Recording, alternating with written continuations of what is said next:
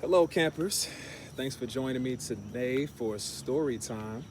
We're going to read a story that has a number of famous figures in it. This particular story is called The Fierce 44, and they talk about 44 people that played an important part in American history. And this particular story is forwarded by Henry Louis Gates Jr., which simply means that Henry Louis Gates Jr. has given an introduction to the book. Inside the book, we won't read his introduction because I want us to be able to get into talking about some of the prominent people that are in this book here. But it says the Fierce 44, Black Americans who shook up the world, and these stories have been written by the staff of the Undefeated. All right. So a staff of people wrote these different stories, and the portraits, which are the pictures, are by Robert Ball. All right. So the Fierce 44, Black Americans who shook up the world. So we're going to look at some very prominent Black Americans in the United States' history. And we're going to begin with our first person. Okay. I'll let it be a surprise until we get to the actual story itself. Now, pay very close attention because with each story, there would be a poll question. So you have an incentive to answer the question to see if you get it right. You can comment in the comment section of the video. And if you have the right answer, we'll make sure you get credit for that you've seen and read, listened to the stories and understood them. Please make sure you put your name on there so we know who to give credit for potentially having the right answer. The first person we're going to read about, this person I honestly just learned something about this year in 2020. I had never heard of this particular lady, this strong lady, this strong Black American in the United States' history. But she was a civil rights activist. She was born in 1903 and passed away in 1986. So she was about either 82 or 83 years old. Her name is Ella Baker. It's a picture of her, Ella Baker. Ella Baker is quoted in saying, because she didn't let gender keep her from defending her race. So she's a very strong woman. She didn't let gender keep her from defending her race. And I'm going to try to keep the picture of Ella Baker up as I read the story so you get a chance to see who she is. So let's learn more about Ella Baker, civil rights activist. Ella Baker's grandmother, a former slave, used to tell her story about being threatened with a whipping for refusing to marry a man whom her owner's wife had selected for her. That story helped fuel Baker's lifelong quest for justice for her people. She became one of the most important behind-the-scenes organizers in the civil rights movement. And when we say behind the scenes, if you're unsure what that means, it just means that she wasn't in the forefront. She didn't receive a lot of the credit initially about what she did, but she did a lot of important things that a lot of people knew about, but that just didn't receive a lot of attention from other people. In the 1940s, Baker worked at the National Association for the Advancement of Colored People, which is the acronym is the NAACP, or you may hear it called the NAACP, helping to convince Black people that the United States could and should exist without discrimination based upon race. In 1957, she moved to Atlanta, which is in the state of Georgia, to help Martin Luther King Jr. form the SCLC, organizing protests and running a voter registration campaign called the Crusade for Citizenship. But Baker grew frustrated with the leadership style of the men at the top of the organization who didn't know how to deal with a strong woman. Inspired by 4 college students who refused to leave a lunch counter at Woolsworth in Greensboro, North Carolina, after they were denied, like something was biting me, after they were denied service, Baker helped create the Student Nonviolent Coordinating Committee, or SNCC, pronounced SNCC. The group emphasized voting rights for African Americans and helped organize the Freedom Rides in which black and white students tried to desegregate bus terminals in the South. So this courageous woman, Miss Ella Baker, was helping to have uh, African Americans be able to vote and making sure they got out and voted, both at the local level, like in their cities, and at the national level, like for the big election, like for presidents. And she also was helping to desegregate the buses. So that means she was helping to have, at one point, buses were separated by the color of your skin.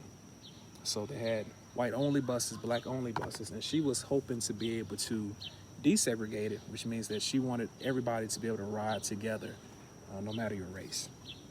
So let's finish up at the end. It says Baker's nickname was Fundi, which is Swahili. Swahili is a language spoken in Africa for a person who teaches a craft to the next generation. Baker viewed young people as one of the strongest and most important aspects of the civil rights movement. As long as they had the audacity to dream of a better, equal, and brighter tomorrow and were willing to work for it through peaceful protest, a fairer society awaited them. So Miss Ella Baker was one of the main pioneers to try to organize a peaceful protest. She wanted to be done peacefully, just so the voices could be heard and understood without violence. It's Ella Baker, a wonderful, wonderful woman in American history. And so the poll question, if you were paying attention, the poll question is this. Miss Ella Baker had a couple of tasks. She wanted to desegregate something. What was that something that she wanted to desegregate? And also, she wanted to help more African Americans be able to register to do what? At the local level and at the national level, the federal level. You can choose to answer one of those two questions. So the first one again is Miss Ella Baker wanted to desegregate this thing. What does she want to desegregate? Or you can answer the question as to Miss Ella Baker was looking to help people register to help African Americans in particular, register to do what? So comment that in the comment section. So let's look at another famous American in American history, Black American in American history. The next person we're going to read about is a name that's been in the news a little bit more recently. Let's go to that page. All right, this particular person, another young black lady, is a gymnast. It's a gymnast. So her sport, she's in gymnastics. Very famous gymnast. She was born in 1997, and she is a very accomplished gymnast. Still one of the best in the world, even to today. Her name is Simone Biles. Simone Biles, phenomenal athlete. Simone is saying, because the most dominant gymnast ever is still inventing new moves.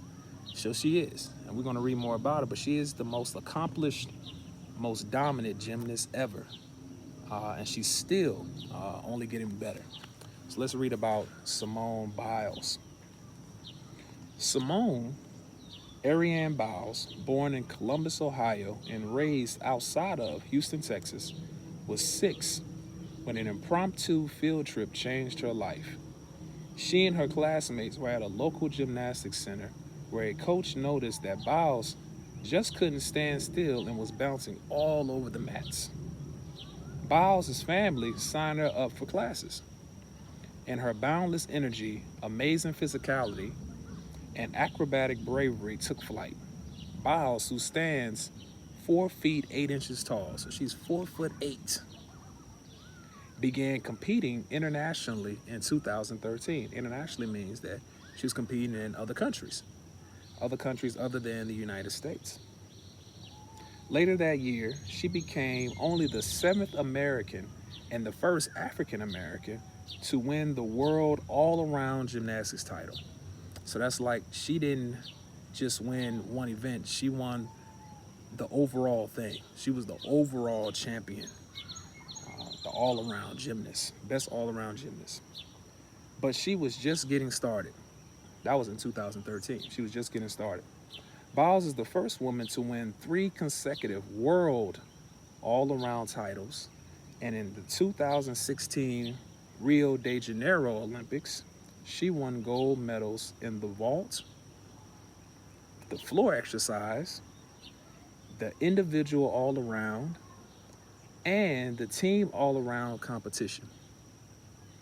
Rio de Janeiro is in Brazil. That's where the Olympics were in 2016. And she won all of those individual and team medals. Her routines are so difficult that she almost fell off the balance beam and still won a bronze medal in Rio, which is difficult. If you almost fall off, you typically don't place. Like, you won't get first, second, or third. And first place, of course, is a gold medal. Second place is a silver. And third is the bronze. And if you almost fall in an event, you're most likely not supposed to get a medal. But her stunt that she did on the vault was so hard, and it received such a difficult rating, that even though she almost fell, she still got the bronze medal. Biles' accomplishments are even more remarkable because of her childhood. When her birth mother was unable to care for her, Biles and her siblings spent years in foster care before her grandfather and his wife adopted her and her little sister, Adria. Biles now advocates on behalf of foster children and says being part of a family helped her feel like she mattered. She did finding her passion for gymnastics. Her twisting, high-flying precision moves, including ones that didn't exist before she made them up, have led many gymnastic judges and fans to consider her the best athlete in the history of the sport. So she's considered the best athlete in the history of the sport because of her difficult moves, how difficult they are, how new they are. People have not seen them. And not only are they difficult and new, but she does them. She does them. Which makes her a phenomenal athlete and a phenomenal gymnast. It's a wonderful story about Simone Biles. Phenomenal athlete. Phenomenal athlete. So my poll question is this for you young campers. The poll question is, what makes Simone Biles considered the best gymnast in history? Why is Simone Biles considered the best gymnast in history? Why is she considered the best gymnast in history? Write your answer in the comment section of the video, and I look forward to reading them and to seeing them and to see if you're right, if you're paying attention to Simone Biles. We have time for one more. Read about one more prominent person from this book, and let's choose somebody. Well, I have one selected, but it's not a surprise to me. It will be a surprise to you. Okay. The person I'm going to read about next is somebody that you may or may not have heard about. But once again, he was a very prominent person also. And I'm going to get to his page now. Here we go. He was a doctor. Another name for a doctor is a physician. He was a physician. He was born in 1904 and passed away in 1950, which means that he was either 45 or 46 years old. Very young, unfortunately, when he passed away. His name is Charles Drew, Dr. Charles Drew. And Dr. Charles Drew says because he was a medical pioneer who saved millions of lives. He was a medical pioneer, which means he led the way in medicine to help save millions of people. Millions of people. We probably could use him today. Let's read about Charles Drew and find out more about him. As a young man, Charles Drew was an exceptional athlete, starring in football, baseball, basketball, track and field at Dunbar High School in Washington, D.C. So he played a lot of sports. Excellent athlete. He was an All-American halfback, which another name for a halfback is a running back. He was an All-American running back or halfback and captain of the track team at Amherst College in Massachusetts. Because he couldn't afford medical school in the United States, Drew attended McGill University in Montreal, which is in the country of Canada, but later moved back to the United States to teach at Howard University's medical school.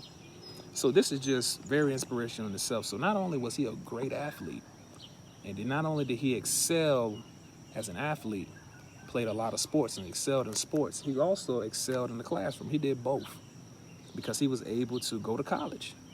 It shows that you can do both. You can do both. You can be a great athlete, do well in sports, but you can also be a great student. You can do both at the same time. And Dr. Charles Drew showed that. Drew went on to do research at Columbia University in New York, becoming the first African American to get a medical doctorate at the prestigious school. He became the world's leading authority on blood transfusions and storage.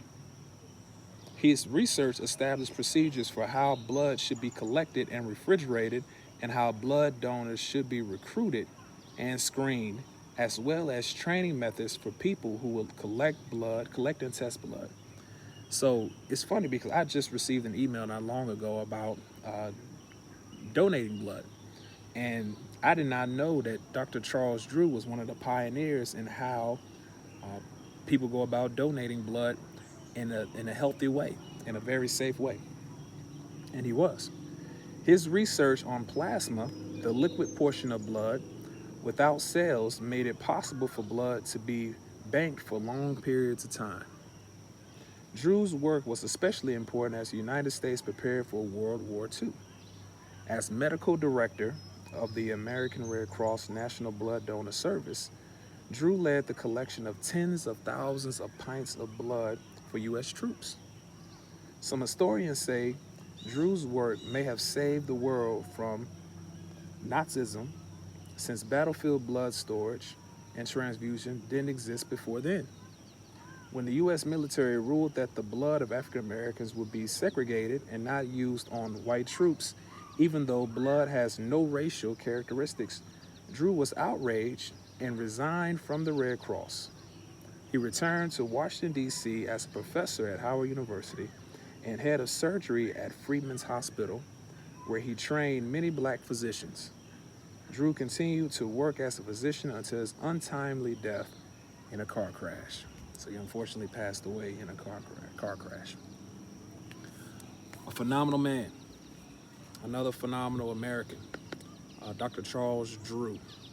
So the final poll question is this. Final poll question will be, Dr. Charles Drew, what was he famous for? What was Dr. Charles Drew famous for in American history? Now, we've read about three people. We read about Ella Baker, Simone Biles, and Dr. Charles Drew. And I've given you three different poll questions.